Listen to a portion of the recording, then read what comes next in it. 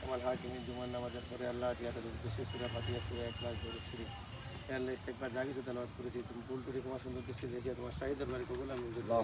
আমিন।